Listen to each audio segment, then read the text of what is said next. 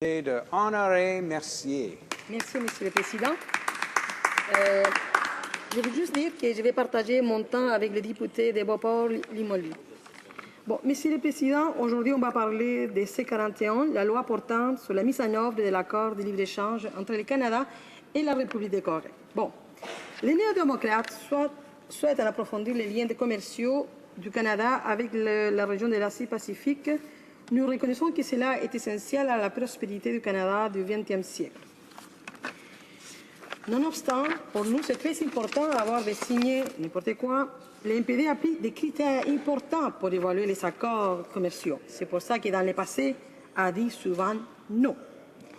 C'est important pour nous que nos partenaires proposés respectent la démocratie, le droit de la personne et des normes adéquates sur l'environnement et les droits du travail, au même niveau que les valeurs canadiennes. C'est très important ce détail. Et en cas de problème à cet égard, les partenaires, on les demande au moins de faire des démarches pour atteindre ces objectifs. C'est important ces parties-là. Donc, ça c'est un point où je vais m'arrêter. Parce que nous parlons ici de la Corée. La Corée, on parle d'un pays démocratique, on le sait tous, un pays qui a vécu une longue dictature par contre. Mais on sait que les changements dans l'histoire d'un pays ne se font pas du jour au lendemain. On ne passe pas d'une journée de l'année 87. C'est fini la dictature, le lendemain, tout est bien, tout est beau, tout va correct. Ça prend du temps. Ça prend du temps s'habituer à vivre avec nos différences. C'est pour ça que je vais m'arrêter sur un point fondamental. La Corée, oui, avec une dictature jusqu'en 1987, puis est devenue une démocratie multipartidaire, dynamique. Il s'est doté aussi d'un mouvement syndical.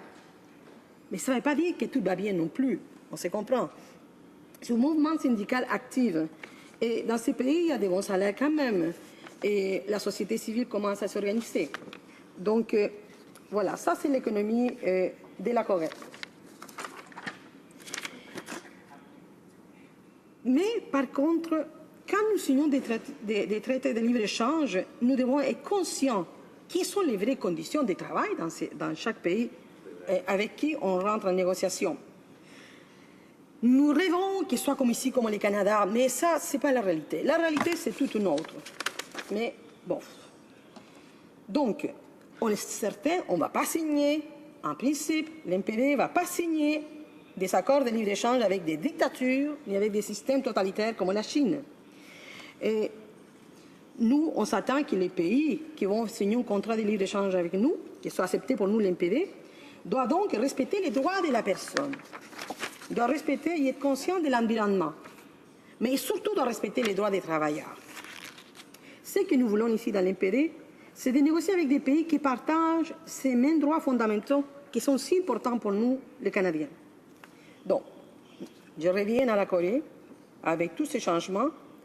Et je vous dis, parce que j'étais moi-même quelqu'un qui a vécu dans un pays en dictature, ça prend du temps pour que les changements se fassent vraiment dans la société civile et dans ceux et celles qui ont eu le pouvoir pour longtemps.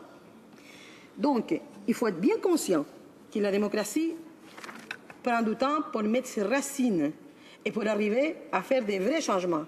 Pas juste au niveau de la loi, parce qu'on peut changer la Constitution, on peut mettre des personnes super performantes dans les institutions, mais il faut les changer au niveau de la conscience sociale. La conscience sociale, pas juste des travailleurs. Je parle ici de la conscience sociale aussi de ceux qui vont mener le pouvoir politique et aussi de ceux et celles qui ont le pouvoir économique. C'est très important. Donc, les liens entre le pouvoir politique et économique, ils doivent se faire dans le sens que ces gens-là, ils doivent s'adapter à une vision nouvelle. Ça ne prend pas 5 ans. Des fois, c'est une génération qui doit passer avant que ces changements vraiment arrivent à long terme. Donc, on fait confiance au futur. Il faut continuer. Donc, on parlait de la situation des syndicats. Je me suis mis à faire ma recherche. Je suis allé chez Amnesty International. J'ai dit, wow, ça passe des choses en Corée du Sud. Mais je me suis dit, il ne faut pas non plus s'attendre à un pays qui soit à même niveau que nous. Donc, je peux vous dire qu'en lisant des documents, cette année seulement, il y a une grève de la compagnie Samsung Puis le dirigeant syndical Jérôme Ho-seok, âgé de 34 ans, s'est suicidé dans sa voiture le 17 mai, tout passé. Ce monsieur-là, c'est un dirigeant syndical, il a expliqué son geste dans une lettre. Il écrit « Je me sacrifie parce que je ne peux plus supporter les sacrifices et la douleur des autres, ni la situation difficile dans laquelle se trouvent les membres du syndicat. » On ne parle pas des années 87, on parle de 2014. Bon, il y en a une spécialiste aux États-Unis, M. Jamie Doucet, professeur de géographie humaine à l'Université de Manchester, expert dans les domaines du travail et de la démocratisation en Corée du Sud. Le refus de Samsung de reconnaître que l'emploi des travailleurs syndiqués est conforme aux pratiques courantes d'entreprises sud-coréennes. C'est pour ça que je vous dis à vous tous, on ne peut pas croire, on ne peut pas s'attendre à des changements magiques. Donc, je crois que nous avons vraiment un devoir vers la Corée du Sud, avec nos compagnies canadiennes, d'aider à ces dirigeants des compagnies et même à les dirigeants politiques à comprendre quelles sont les vraies valeurs des travailleurs, les vraies valeurs des syndicats. Et je pense que dans ce sens-là, le Canada peut apporter beaucoup. Okay? Il faut vraiment faire confiance là-dessus. Donc, comme on sait tous, la Corée du Sud, c'est une économie très dynamique et un grand développement à niveau de l'environnement. Vraiment, ils sont vraiment en avance. Tant mieux. Et son PIB est très élevé aussi. Et donc, c'est juste la situation des travailleurs m'inquiète. Je le dis vraiment. On doit faire mieux dans cet accord. Je crois qu'on peut faire mieux. Et là, ça doit être la marque du Canada. On est capable d'exporter ces visions, ces façons de faire. Ça ne va pas coûter $1. C'est juste apprendre des bonnes pratiques. Je vais juste vous faire un petit voyage en arrière. Je vais penser maintenant à l'accord de libre-échange qui a été signé avec la Colombie en 2008, mais que nous, on a parlé dans le Parlement tout récemment. J'étais invitée avec un groupe de syndicalistes canadiens. Je suis allée en Colombie l'été passé. Et j'ai eu l'opportunité de visiter ces pays, même avec des journalistes, peu importe. Et j'ai pu constater à quel point, attention, certaines entreprises canadiennes ne respectaient pas les travailleurs colombiens. Et aussi, ces compagnies-là se donnaient le droit de polluer. Ces choses-là, ils ne les feront jamais ici, chez nous, de la façon qu'ils l'ont fait en Colombie. Il me reste juste 2 minutes. Bon, donc, juste pour vous dire que j'espère, oui, on va appuyer cet accord, mais j'espère que nous, on va aller plus loin et qu'on va être aussi capable de faire respecter dans nos accords le vrai respect pour les droits des travailleurs. Nous, les députés ici, nous sommes en train d'ouvrir la porte à des grosses compagnies canadiennes pour qu'ils s'insèrent à l'extérieur, dans des autres pays. Mais ces compagnies doivent se comporter comme des vrais ambassadeurs des valeurs canadiennes et du respect à les conditions de travail et du respect aux droits humains. Merci, Monsieur le Président. Questions et commentaires. L'honorable député de Drummond. Merci, Monsieur le Président, et je voudrais remercier mon honorable collègue pour son excellent discours et son excellente argumentation également. Pourquoi nous appuyons cet accord de libre-échange, mais pas aveuglément. C'est très important de le mentionner. Et dans cet accord de libre-échange, on retrouve encore une clause qui nous préoccupe, c'est-à-dire une clause où les grandes entreprises peuvent poursuivre l'État canadien s'il, pour eux, obstruait leur droit à faire le libre marché. Alors que les droits des pays, les droits des États devraient primer sur tous les autres droits. Alors, bien sûr, je voulais seulement entendre quelques commentaires de mon honorable collègue vis-à-vis cette clause-là.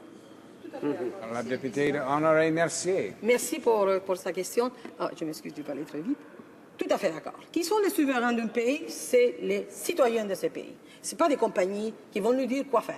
Donc ça, c'est un point inquiétant. Depuis le début, dans les accords de libre-échange, on met en question la souveraineté des peuples pour décider sur ces ressources naturelles. Donc, c'est inacceptable. Et ça, il faut les changer.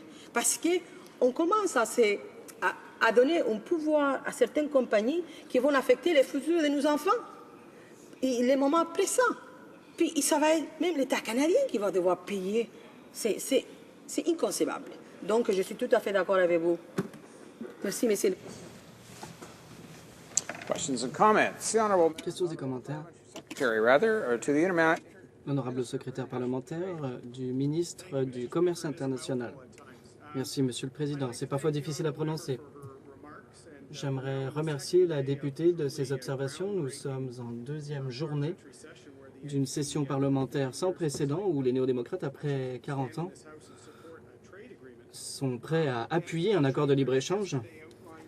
Le porte-parole en matière de commerce a énuméré 3 critères hier en Chambre dans un discours intéressant, des critères d'évaluation des accords de libre-échange du néo-démocrate. D'abord, la démocratie, ensuite une orientation stratégique, ce n'était pas très clair, et troisièmement, des modalités qui sont satisfaisantes. Mais dans les observations de l'honorable député, elles semblent contredire ce que le porte-parole en matière de commerce néo-démocrate a indiqué, en disant qu'en Corée, il n'y avait pas de respect des droits des travailleurs ou que les droits de la personne n'étaient pas respectés. Et 2 députés hier se sont exprimés très éloquemment sur le respect des droits de la personne, là-bas, dans cette Chambre. Alors j'aimerais qu'elle nous dise, elle ou un autre député néo-démocrate, si elle est en désaccord ou s'ils sont en désaccord avec cette décision, ce qu'il en est de ces 3 critères. Je crois que mon collègue n'a pas tout à fait compris quand j'avais dit qu'on s'entend qu'un pays avec une dictature, ça prend du temps. Mais la Corée a donné des pas des géants quand même. Parce que ces pays-là, ils ont vécu des années dans un système d'oppression. Donc, quand on se compare, on ne peut pas être pareil. On s'entend? C'est pour ça qu'il faut mettre l'accent. Oui, il y en a des syndicats en Corée. C'est magnifique. Mais oui, ils sont faibles encore si on compare au Canada.